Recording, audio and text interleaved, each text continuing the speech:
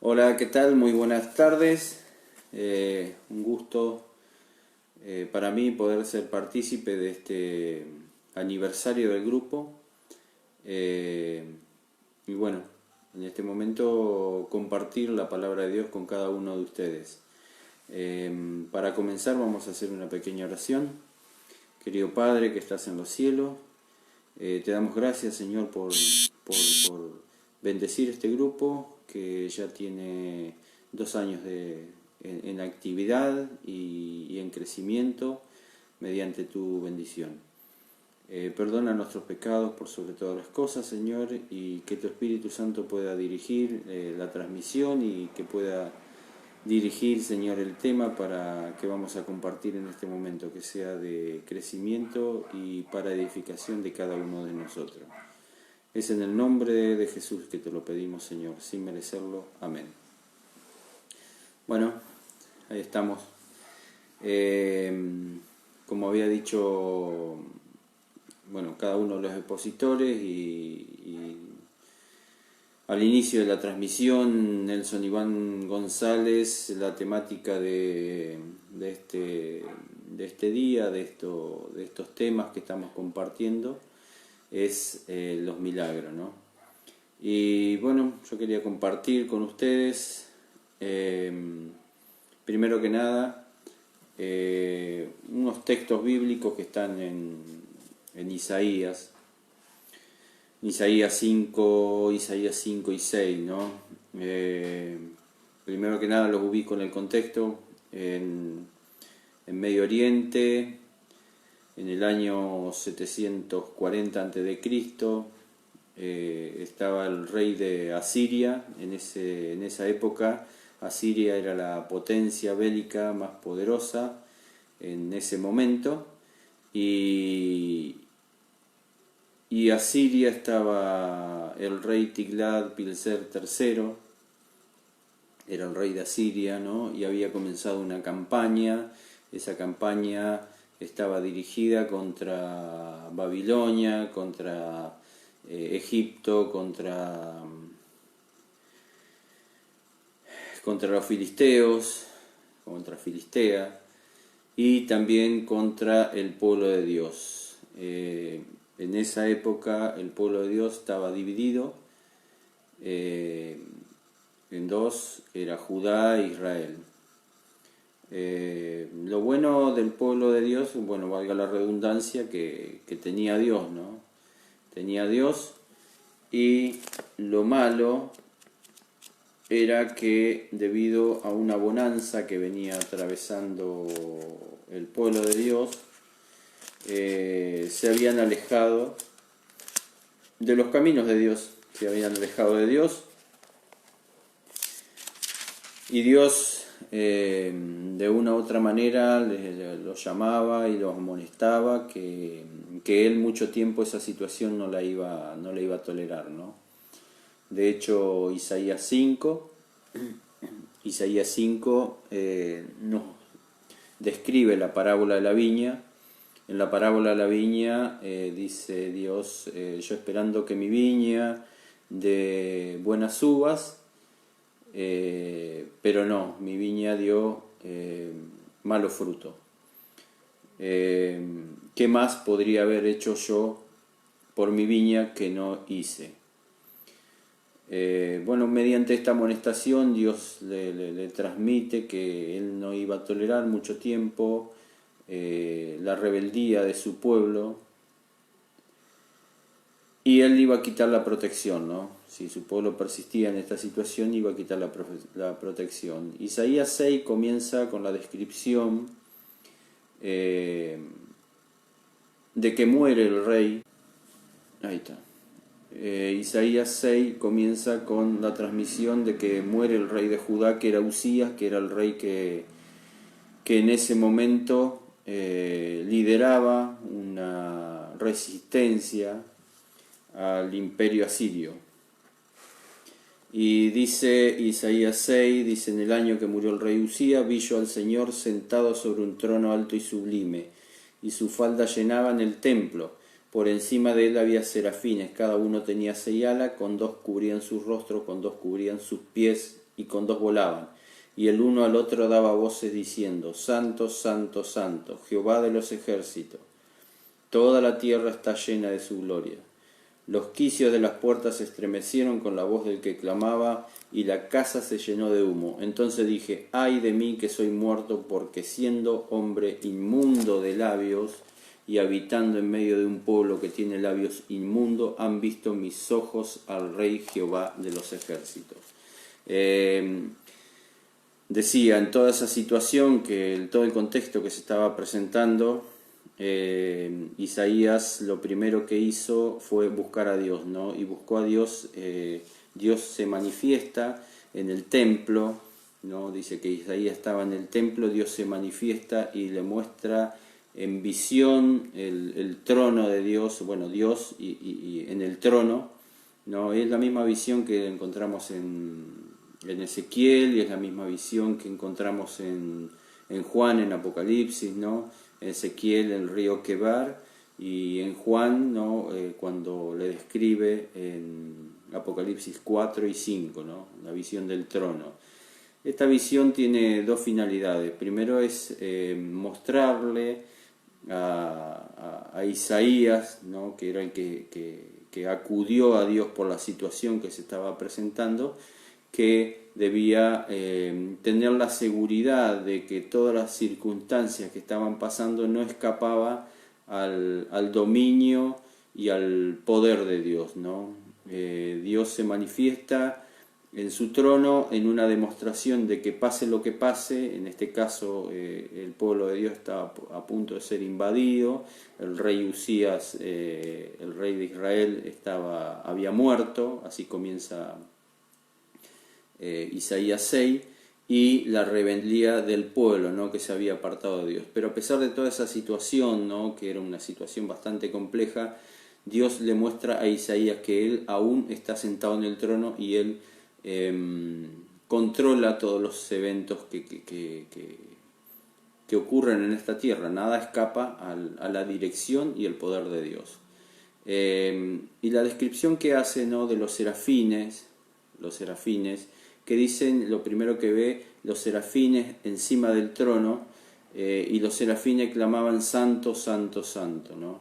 Estas tres afirmaciones que hacen, ¿no?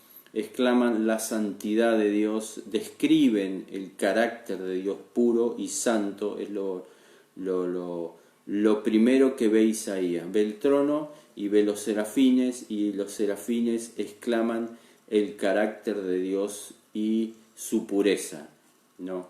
¿Por qué se describe esta situación? Bueno, porque Isaías debía recibir un mensaje que a su vez lo debía transmitir al pueblo. ¿Cuál era el mensaje? Que Dios es puro, que Dios es santo, y su pueblo debe hacer una conversión, una entrega, dejar esos malos caminos que venía llevando para entregarse a Dios. Solo así Dios podía obrar en el medio de su pueblo, ¿no? Yo le decía que el pueblo estaba en rebeldía, que el pueblo se había alejado de Dios, y Dios en visión se manifiesta a Isaías con un mensaje, que el pueblo debía hacer una entrega, que debía cambiar de dirección en el camino que iban llevando para que Dios pudiera obrar en ellos, ¿no? Este es el mensaje que le entrega Dios al profeta Isaías, ¿no? Ahora, habíamos dicho que la temática de estos temas era el milagro. ¿Y qué es un milagro, no? Un milagro, según la definición, es un hecho no explicable, ¿no? Por las leyes naturales, que es atribuido a una intervención sobrenatural, ¿no? Las leyes naturales que rigen nuestra vida diaria, ¿no? Nosotros las conocemos, son las leyes naturales, leyes de gravedad, las leyes físicas. Ahora, cuando una de esas leyes se rompe por una intervención sobrenatural, es llamada un milagro. Por ejemplo, si yo agarro y arrojo una manzana para arriba, lo natural, porque rigen las leyes físicas, lo natural es que esa manzana, cuando pierda la fuerza con el impulso con el cual yo la arrojé, lo natural es que esa manzana caiga, ¿no? Porque hay una ley que es la ley de la gravedad que rige nuestro diario vivir. Ahora, si esa manzana, yo la arrojo y esa manzana se va al espacio, o esa manzana se estaciona, queda flotando, queda levitando, eso es un suceso sobrenatural. Bueno, ese suceso sobrenatural es atribuido, ¿no?, a una fuerza sobrenatural. ¿Me explico? Alguien tiene que intervenir para que las leyes naturales se rompan. La palabra de Dios nos identifica que tanto Dios como el diablo producen milagros, ¿no? En la palabra de Dios tenemos la descripción que el diablo hizo milagros. Por ejemplo, en Moisés cuando se presentó al faraón y convirtieron en serpiente la vara, los magos egipcios hicieron lo mismo. En Apocalipsis también encontramos la descripción de que habrá fuego que descenderá del cielo, que será un engaño. ¿Cuál es la diferencia entre los milagros de Dios y los milagros del diablo? Los milagros de Dios son para salvar. Los milagros de Dios tienen el propósito de salvar. Los milagros del diablo tienen el propósito de engañar. Bueno, eso es un milagro. Cuando algo sobrenatural, por una intervención externa, puede ser divina o diabólica, rompe con las leyes naturales. Eso es un milagro. Quería identificar el concepto de milagro porque, bueno, ahora lo voy a explicar, ¿no? El texto que también quería compartir con ustedes es en el Nuevo Testamento, es Jesús y Zaqueo. Dice Lucas 19: habiendo entrado Jesús en Jericó, iba pasando por la ciudad, y sucedió que un hombre llamado Zaqueo, que era jefe de los publicanos y rico, procuraba ver quién era Jesús, pero no podía a causa de la multitud, porque era pequeña estatura. Y corriendo delante se subió a un sicomoro para verlo, porque había de pasar por allí. Cuando Jesús llegó a aquel lugar, mirando hacia arriba, lo vio y le dijo: Zaqueo, date prisa, desciende, porque hoy es necesario que me hospede en tu casa. Entonces él descendió a prisa y lo recibió gozoso. Al ver esto, todos murmuraban diciendo que había entrado a hospedarse en casa de un hombre pecador. Entonces Zaqueo, puesto en pie, dijo al Señor: Señor, la mitad de mis bienes doy a los pobres, y si en algo he defraudado a alguien, se lo devuelvo cuadriplicado. Jesús le dijo: hoy ha venido la salvación a esta casa, por cuanto él también es hijo de Abraham, porque el Hijo del Hombre vino a buscar y a salvar lo que se había perdido. Primero que nada, Zaqueo había escuchado de primera mano, ¿no?, quién era Jesús. Él había estado presente según la pluma inspirada, él había estado presente cuando Juan el Bautista predicaba de quién era Jesús, ¿no?, en el bautismo. Y después también había escuchado de segunda mano quién era Jesús, porque todo lo que hacía Jesucristo, los milagros, por donde él transitaba, no pasaba desapercibido, ¿no?, y llegaba a oídos de todo. Entonces, no solo los milagros atraían la atención de las personas, también lo que predicaba Jesucristo, lo que enseñaba, que era muy diferente a la religión que predominaba en esa época. La religión que predominaba en esa época era una carga, una molestia en muchos casos. Nosotros sí nos ponemos a investigar todas las cargas que eran impuestas, ¿no?, en el nombre de Dios eran pesadísimas y muy gravosas para el pueblo, ¿no? Pero esas enseñanzas que predicaba Jesús, esas cosas que decía Jesús, le llamaban a él la atención. ¿Por qué le llamaban a él la atención? Bueno, porque principalmente no era lo que él había aprendido de chico, ¿no? Él había aprendido de chico otros valores, otros principios que lo habían llevado a ser lo que él era. El texto bíblico nos dice que él era rico, y no solo era rico, sino que tenía un estatus muy importante, ¿no?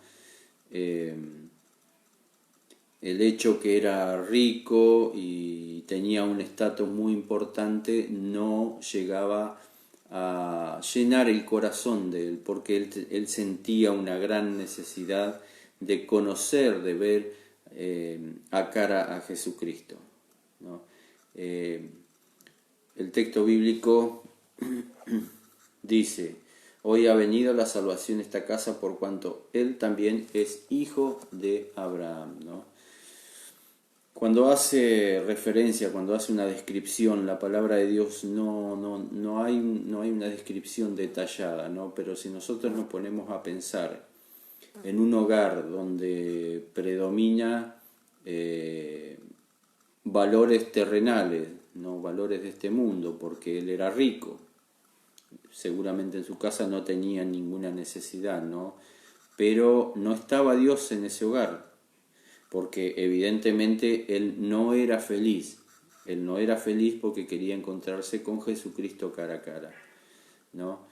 Los valores que predominaban en su hogar seguramente eran valores que estaban llevando su hogar a la ruina, a la división, porque donde hay dinero hay división. Yo, sin ir más lejos, en estos días estuve hablando con una familia, ¿no?, en la cual falleció la mamá y tenía posesiones, bueno, las cosas que los 5 hermanos están todos peleados. Yo estuve hablando con uno y me dijeron, no nos hablamos, y el gran problema por el cual no se habla es el dinero, ¿no? Porque cuando falleció la mamá comenzó la división de bienes, la pelea por quién se quedaba más, quién se quedaba menos económicamente, y bueno, y eso nos habla, ¿no?, de que en un hogar donde predomina el dinero y el Dios de ese hogar es el dinero y el Dios verdadero no está, es un hogar que va camino a la desunión y es un hogar donde no puede haber felicidad.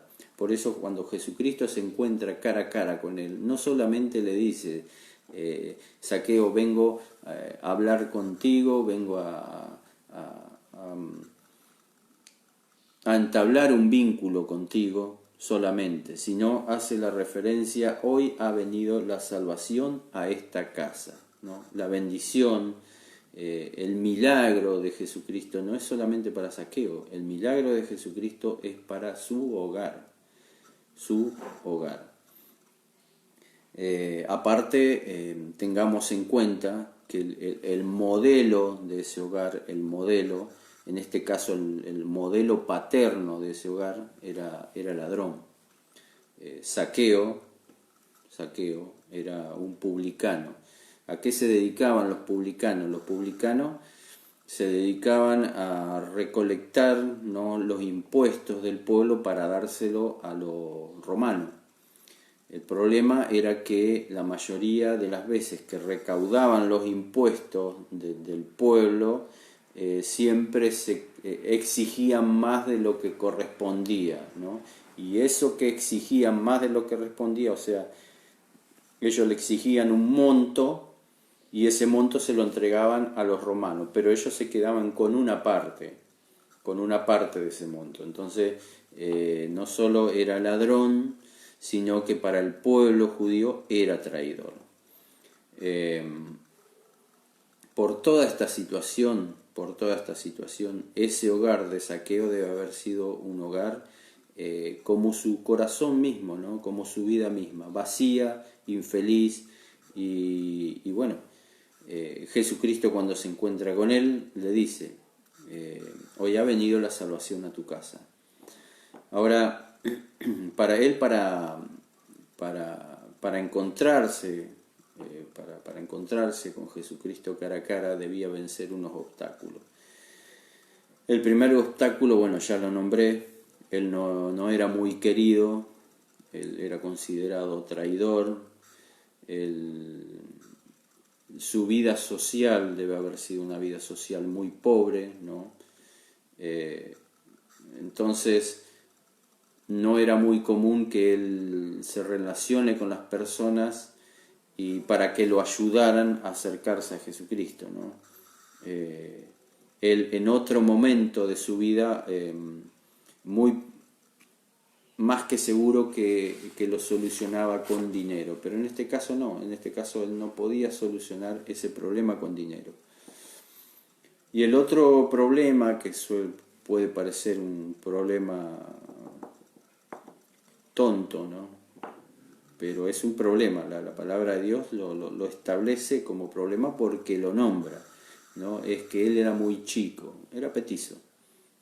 Y el hecho de ser petizo, en la circunstancia que se presentaba, le impedía a él acercarse a Jesucristo. Jesucristo, por donde andaba, estaba rodeado por sus discípulos y después de su discípulo había siempre mucha gente que lo seguía, ¿no? Porque lo quería escuchar, porque quería tocarlo, en fin. Siempre Jesucristo estuvo rodeado. En muchos textos bíblicos encontramos que era muchedumbre lo que lo seguían a Jesucristo, ¿no? Entonces el hecho de que él era petizo le dificultaba a él llegar a su objetivo, que era encontrarse cara a cara con Jesucristo. Por eso él toma una decisión, ¿no? Sin dudar.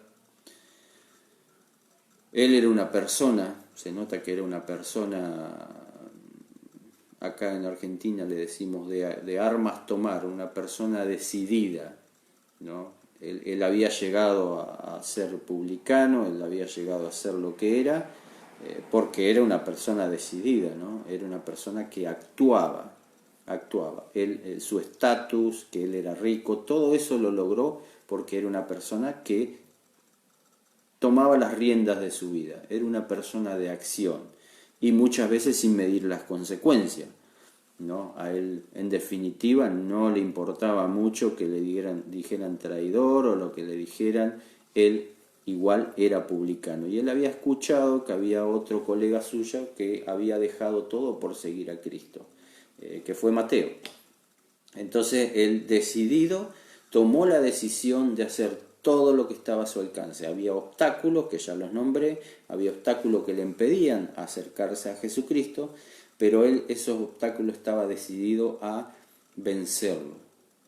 ¿Qué es lo que hizo? No le importó si era rico, no le importó si era petizo, no le importó lo que dijeran sus subalternos, porque él era jefe, a él no le importó nada. Él no estaba predispuesto a ver pasar la oportunidad de su vida, ¿no? Viéndola de lejos. Entonces, la decisión que tomó, lo dice el texto bíblico, fue subirse a un árbol. Y Jesucristo pasaba por ahí. No por casualidad. No por casualidad. En Jesucristo, en Dios, no hay casualidades, hay causalidades, ¿no? Jesucristo pasaba por ahí y estando debajo de donde estaba, ya Zaqueo se había subido al árbol y lo observaba a Jesucristo desde una distancia. Jesucristo, llegando abajo del árbol, levantó la vista y le dijo: Zaqueo. Es interesante y a la vez es hermoso cómo Jesucristo se dirige a Zaqueo, ¿no? Primero porque lo llama por el nombre. Lo llama por el nombre y nosotros, si pensamos en el contexto, ¿no? Lo llama por el nombre y si pensamos en el contexto, estaban todos ahí reunidos alrededor de Jesucristo, lo ven que Jesucristo se detiene, levanta la cabeza y lo ven que lo llaman por el nombre al traidor, lo ve que lo llaman por nombre al despreciado, ¿no? Jesucristo hace una demostración ante todo el público de que ese tipo que estaba arriba del árbol era su amigo, ¿no? Y a su vez le quita un peso enorme a Zaqueo, porque esto es como vieron en los hogares, generalmente sucede en los hogares donde hay abuso de autoridad, donde yo he visto los dos casos, donde la mujer se quiere imponer al hombre o el hombre se quiere imponer a la mujer, ¿no? ¿Qué es lo primero que hace? Le hace un daño psicológico, que vos no servís para nada, que no haces nada bien, que sos un inservible, y llega que la persona que recibe toda esa carga emocional negativa termina creyendo que es una porquería, que es una inútil, que hace todo mal, ¿no? Es una manera de derribar la autoestima. Una vez que se derriba la autoestima, se puede manipular a la persona, ¿no? Y seguramente Zaqueo, por ser lo que era, debe haber escuchado comentarios de que él era el traidor, de que él era un ladrón, de hecho lo era, ¿no? El texto bíblico nos dice que lo era, y bueno, toda esa carga emocional negativa que en definitiva lo deberían haber llevado a él convencerse de que era todo lo malo, ¿no? Pero como dice Jesucristo, el Hijo del Hombre vino a buscar y salvar lo que se había perdido, ¿no? Qué maravilloso, qué hermoso como Jesucristo, a pesar de todo, toda la sociedad como puede ver, toda la sociedad que te quiera hacer creer lo que vos no sos, ¿no? Demuestra que a él no le interesa. Él lo que hace es venir a buscarnos y a salvar lo que se había perdido, ¿no? Hay bueno, ahora no me acuerdo el versículo bíblico, ¿no? Hay una referencia, está en Romanos, creo, Romanos 15:4, ¿no? Que dice que Dios da vida a los muertos y ve a lo que no es como si fuera, ¿no? Es una linda expresión de cómo Dios nos ve a nosotros, ¿no? Él da vida a los muertos y aquello que no es, Dios lo ve como si fuera. Bueno, Jesucristo le dice: Zaqueo, baja deprisa porque hoy es necesario que more en tu hogar, ¿no? Imagínense Zaqueo cómo se sentía, ¿no? Y Zaqueo baja y tal es la alegría que él tiene. Bueno, igual, los que estaban ahí rodeándolo, por más que vieron lo que Jesucristo dijo, lo que Jesucristo manifestó, como diciendo: Zaqueo es mi amigo, tenemos una amistad de hace mucho tiempo, porque Jesucristo en definitiva ve lo que hay en tu corazón, ¿no? Ve si vos tenés, seas lo que seas, Jesucristo puede ver y escuchar un corazón que anhela encontrarse con Él. Jesucristo sabe que si hay un corazón que quiere entablar una relación personal con Él, por eso Jesucristo se detiene y lo llama: Zaqueo, baja, hoy es necesario que yo pose en tu hogar, ¿no? Zaqueo se baja y el Espíritu Santo, ¿no? Zaqueo demuestra cómo el Espíritu Santo estaba obrando en su corazón. Es tanta la alegría, es tanto el cambio que él está experimentando, que exclama: Señor, la mitad de mis bienes doy a los pobres. La mitad de mis bienes doy a los pobres. Aquel que le sacaba a la gente, no importaba si la gente tenía necesidad, aquel que le sacaba a la gente, ahora da. Y si en algo he defraudado a alguien, se lo devuelvo cuadriplicado, ¿no? Según las leyes mosaicas, si uno robaba, si uno le quitaba algo al demás, debía devolverlo duplicado, ¿no? Pero era tanta la alegría, tanto el agradecimiento, tanto lo que él sentía en su corazón, que no solo lo devolvía duplicado, sino lo devolvía cuadriplicado, ¿no? Y me preguntaba, el otro día estaba hablando con una persona, ¿no? Y yo le comentaba que iba a hablar sobre el milagro, y me decía, pero yo no veo ningún milagro acá en Lucas 19, ¿no? El milagro está acá en el versículo 8. El versículo 8, entonces Zaqueo, puesto en pie, dijo al Señor, Señor, la mitad de mis bienes doy a los pobres, y si en algo he defraudado a alguien, se lo he devuelto cuadriplicado. ¿Dónde está el milagro? El milagro está en un corazón transformado. El milagro es lo que Dios puede hacer en nuestra vida, ¿no? Que aquel que por naturaleza robaba, cambia de dirección y ya no roba, sino que le da a los demás, ¿no? Ese es el milagro. Y ese es el milagro que nosotros necesitamos, todos sin excepción, ¿no? Hoy nombraba al principio el mensaje que Dios le daba a Isaías, ¿no? ¿Cuál era el mensaje que Dios le daba a Isaías? Dile a este pueblo que deje de hacer lo que estaba haciendo y cambie de dirección. Que cambie de dirección. Dios se manifestó a Isaías en un milagro, ¿no? Porque él se manifestó de una manera sobrenatural, en una visión. ¿Con qué propósito? De salvar a su pueblo. Aquí vemos a Jesucristo. Jesucristo se manifiesta en la vida de Zaqueo. ¿Con qué propósito? En salvar, el texto lo dice, buscar y salvar lo que se había perdido.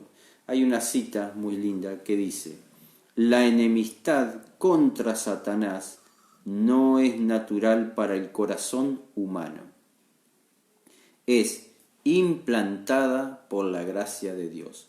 Cuando el que ha estado dominado por una voluntad terca y extraviada queda libertado y se entrega de todo corazón a la atracción de Dios, se ha realizado un milagro. Consecuente en Cristo es un gran milagro. El deseado de toda la gente, página 374, y dice, la bendición viene cuando por fe el alma se entrega a Dios. Entonces ese poder que ningún ojo humano puede ver, creó un nuevo ser a la imagen de Dios, el deseado de toda la gente también, página 144. El milagro que necesitaba el pueblo de Israel era una vida transformada. El milagro que necesitaba Zaqueo era una vida transformada, que aquello, todo lo malo que venían haciendo, cambie y empiece a hacer todo lo opuesto, todo lo que Dios espera, ¿no? Para eso debe haber una entrega, para eso de nuestra parte debe haber una entrega, una confesión, un reconocimiento de que estamos equivocados y una entrega de nuestro corazón en sus manos, y ahí se cumple la promesa de Ezequiel. Ezequiel 36, 26.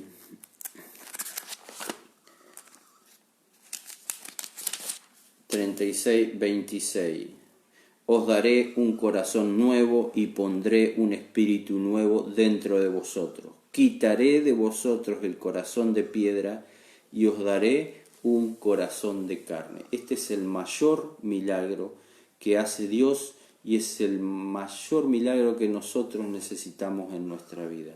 Yo sé que no me puedo poner en los zapatos porque no. Es imposible que uno sienta lo que sienten las personas, ¿no? Nuestro querido hermano Elmer, su esposa, la situación que está pasando. Bueno, Eduardo comentaba ahora hace un poquito con su señora, ¿no? Yo trabajo en un lugar en el cual, en un recreo, tengo que estar en un lugar, ¿no? Justo enfrente de un aula, y cada vez que toca el timbre sale un malón, que yo me tengo que correr, sale un malón de chicos que van al recreo. Y cuando termina de salir ese malón, atrás, siempre después de 5 segundos, sale una nena, Meli, tiene 6 años, 6 años, y ella sale y sale revoleando su bastón, sale revoleando, digo, porque está aprendiendo a manejar el bastón. Ella es ciega y es una imagen que sinceramente me rompe el corazón. Todos los días a la semana yo la veo y me rompe el corazón, porque me pongo a pensar qué maravilloso sería que esa nena pudiera ver, que esa nena pudiera percibir. Ella ya cuando llega al patio jardín ya se toca el timbre y ya se tienen que volver todo, ¿no? Ella, porque ella sale al grado y va con el bastoncito golpeando la pared hasta que llega al patio, y se pierden los colores y se pierden muchas actividades que hacen los otros chicos y ella no la puede hacer, está acompañada, pero no es lo mismo. No es lo mismo.